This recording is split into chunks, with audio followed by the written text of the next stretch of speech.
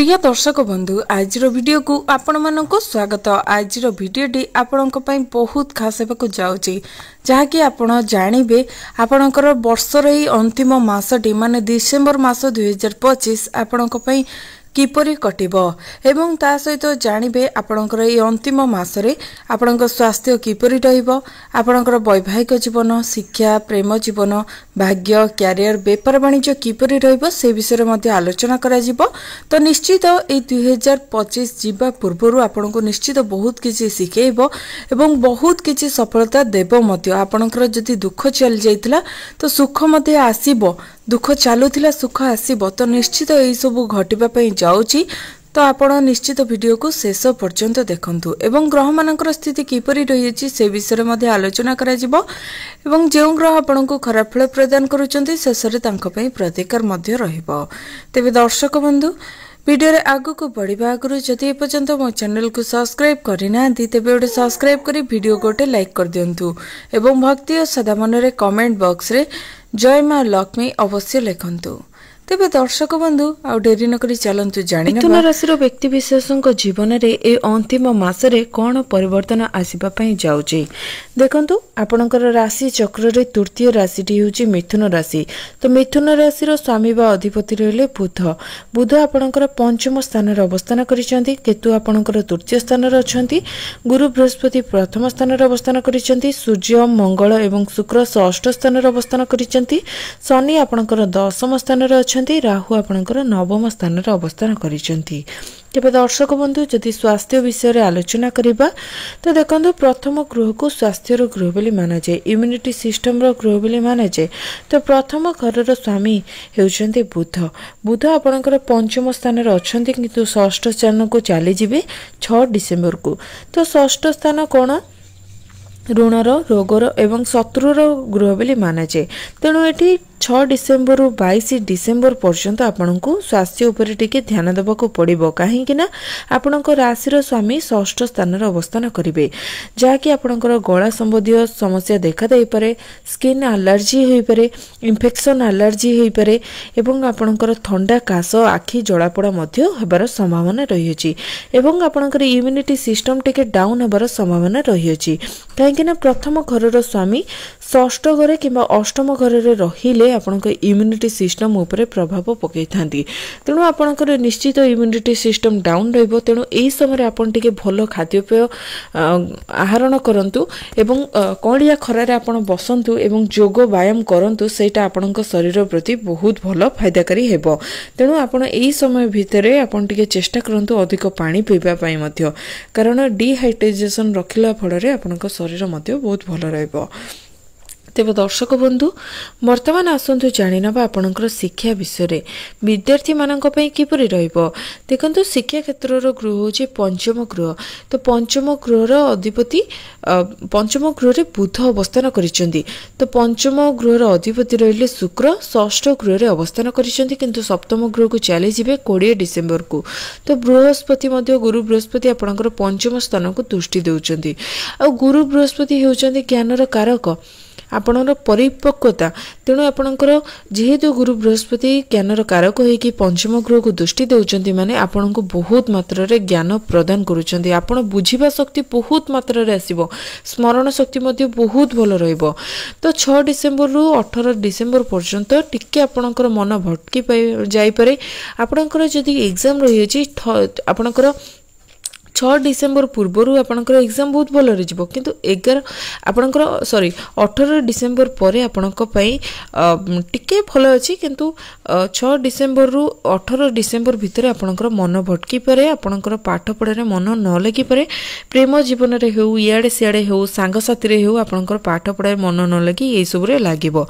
तेणु आपनकर 18 डिसेम्बर परे आपण फॉरेन रिलेटेड जदी किछि पाठ पढ़िबा पई चाहुचंती, विदेश यात्रा करिकी किंबा एडमिशन नबाकू चाहुचंती, फॉर्म फिलअप करिबा पई चाहुचंती किंबा कोनोसी किछि काम करिबा पई चाहुचंती, पाठ पढ़ा उपरे कोडी ना कोडी कोचिंग सेंटर जॉइन करिबा पई चाहुचंती, तो निश्चित से समयटी आपनक पई बहुत भलो रहइबो। तो देखिबा पई गले ए अंतिम मासटी आपनक पई एवरेज रहिछि। तेबे दर्शक बंधु जदि प्रेम जीवन विषय आलोचना करिबा तो प्रेम जीवन गृह मध्य पंचम गृह होता है। तो पंचम गृहर अधिपति शुक्र शुक्र आपणकर षष्ठ गृह अच्छी।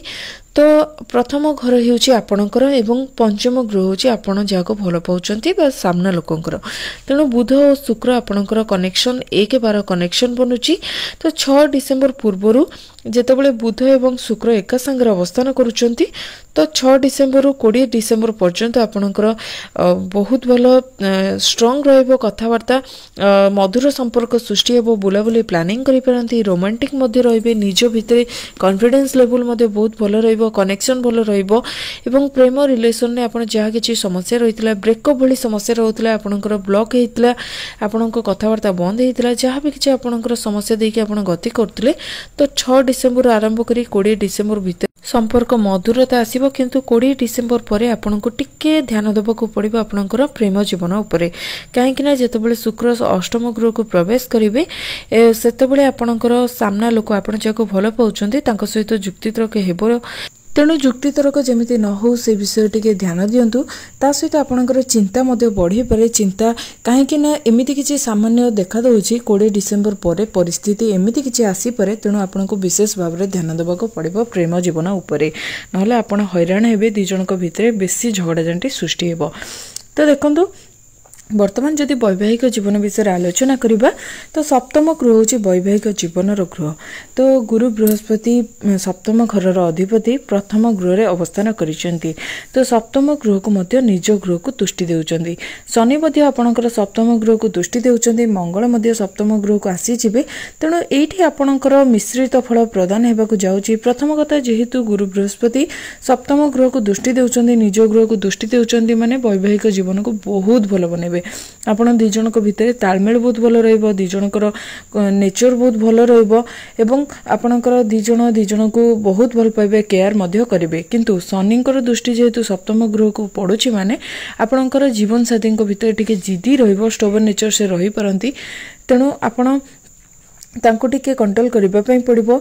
एवं तापरे मध्य मंगल सप्तम गृह को जेहेतु आसी जिबे 7 डिसेम्बर परठारु देखिबे आसी जिबे माने आपणकर जीवन साथींकर हठात किछि समय पई से रागी जाई परंते, किछि समय पई ठीक ही जिबे, पुणी एम्ति सब किछि देखा दउछि। किंतु व्यस्त होंतु नै, वैवाहिक जीवन खराब हेबा पूर्वरु गुरु बृहस्पति सब किछि संभाल नेबे। किंतु जदि झगड़ा झंटी न हो सेटा वैवाहिक जीवन कौन, तो झगड़ा झंटी तो अल्प मात्र के रहिबो, किंतु व्यस्त होंतु नै, गुरु बृहस्पति सब किछि संभाली नेबे।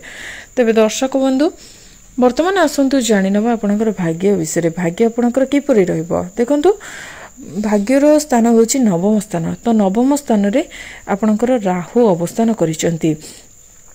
तो एठी देखा दउछि कि शनिंकर गृह रे जेहेतु राहु अछंती, शनिंकर कोनोसी 7.5 मध्ये आपनकर राशि रे चालू नहीं। तो यही सब काम रे आपन टिके बाधा सृष्टि करि परंती। राहु होचंती छाया ग्रह, पापी ग्रह, तेणु सब काम रे बाधा सृष्टि करिवे। तो कष्ट तो आपनकर काम रे हेबो, भाग्य साथ दउछि किंतु काम आपनकर सेते सफलता देखा दउ नै। किंतु मंगल जेहेतु आपणकर अच्छी षष्ठ गृह रे तो सप्तम गृह को आसी जिबे। तो शनि मध्य केन्द्र अवस्थान करिसेंती। तेणु आपन को सब काम रे स्ट्रगल करबा पई पड़िबो। तो आपणकर डिसेम्बर मास आरंभ रु टिके समस्या देखा दउछि, किंतु डिसेम्बर मासर शेष बेलू आपणकर सफलता प्राप्त हेबो।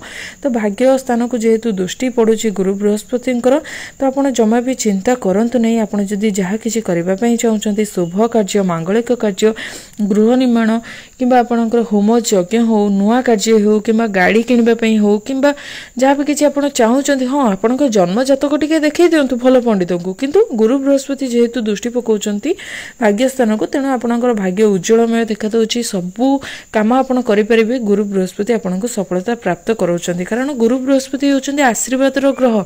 आशीर्वाद आपणको निश्चित प्रदान करूचंती। तेबे दर्शक बंधु वर्तमान आसंतु जानि नबा आपणकर कैरियर विषय। कैरियर आपणकर किपरि रहइबो देखंतु। कैरियर गृह होछि दशम स्थान। तो दशम स्थान रे शनि अवस्थान करिसेंती। तो दशम स्थान रो अधिपति गुरु बृहस्पति प्रथम स्थान रे अवस्थान करिसेंती। तो गुरु बृहस्पति आपणकर प्रथम स्थान रे रहिसेंती। पंचम घरर स्वामी हेकी, दशम घरर स्वामी हेकी, जेहेतु प्रथम गृह अच्छे दशम स्थान को दृष्टि देउचंदी एवं गुरु बृहस्पति घरे शनि अवस्थान करिसेंती तेणु एठी आपण को बहुत मात्रा रे दायित्व आसीबो आपण दायित्व मध्ये नेबे तुलेबे मध्ये बुझिबे मध्ये एवं काम को उत्साह सहित आपण करिवे जो काम आपण हाथ देबे से कामटी पूरा हे जिवो तो निज भीतर गोटे कॉन्फिडेंस लेवल बहुत मात्रा रे बढ़ी जिवो जहा कि आपण आगो को लक्ष्य निर्धारण आपण करि परिबे एवं आपणकर फ्यूचर मध्ये बहुत भलो देखा दउची आपणकर वर्तमान मध्ये बहुत भलो अछि आगो को आपण बढ़ीबे कैरियर को नै कि आपणकर निश्चित बहुत भलो देखा दउची जहा कि आपण चाहूचंती एक्स्ट्रा इनकम मध्ये आपण करबा पई चाहूचंती सेटा आरंभ करि नियंतु ए टाइम टा आपणक पई बहुत भलो अछि कैरियर को नै कि ता सहित आपणकर पार्ट टाइम जॉब जदि आपण चाहूचंती करबा पई सेटा मध्ये आपणक पई बहुत भलो अछि अधिक रु अधिक आपण काम करबा पई चेष्टा करिवे निज भीतर गोटे साहस पराक्रम आसी जिवो आपणक भीतर गोटे स्टामिना आसी जिवो आपणक भीतर गोटे दक्षता आसी जिवो आपण करबा पई बाध्य होई जिवि आपण निश्चित चाकरी क्षेत्र कथा कहूनी आपणकर सब क्षेत्र रे आपणक कर्म क्षेत्र को नै कि आपण उन्नति देखा दउची तो निश्चित आपणकर 16 डिसेंबर परठारु भलो परिवर्तन देखा दउची जे मानक चाकरी नै चाकरी मध्ये मिलिबार संभावना रही अछि। हां दर्शक बंधु आ गोटे कथा मिथुन राशि व्यक्ति विशेषकर 2026 मसीहाटी गोटे गोल्डन पीरियड हेबाकू जाउची 2026 मसीहा आपनक जीवन रे गोटे बड़ परिवर्तन आसीबा पई जाउची आ सेही विषय रे जदी डिटेल भाबर आपण जानिबा पई चाहूचंती तो मोर वीडियो रे मो चैनल रे मो वीडियो अपलोड हेई के अछि 2026 मसीहा आपनक पई किपरि जीवो सेटा निश्चित आपण जाई देखि परिबे तो आहुरी भल लागिबो आपनक जीवन रे कोन सब हेबाकू जाउची सेटा आपण जानिबे मध्य।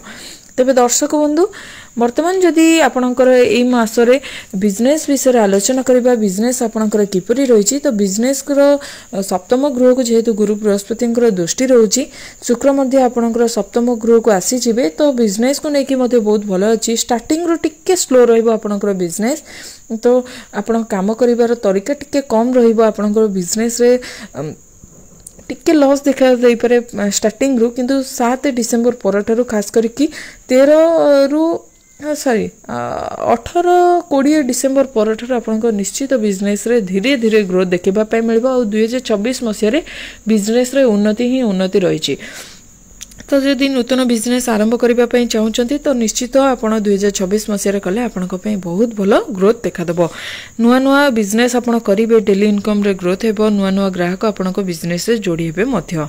तेबे दर्शक बंधु ये तो थिला ग्रह मानकर स्थिति कौन सब फल प्रदान हैला एवं शेषर आसंतु जानि नबा किछि उपाय स्वरूप आपनको कोन करबा पय पड़िबो देखंतु हनुमान चालीसा पाठ करंतु विष्णु नाम मध्ये पाठ करंतु सूर्य नारायण को जल अर्पण करंतु बुधंकर बीज मंत्र पाठ करंतु देखिबे आपनको पय बहुत भलो रहइबो ता सहित सबुले चेष्टा करंतु टिके गो मातांकर सेवा करंतु एवं खाइबा को दियंतु देखिबे आपनको पय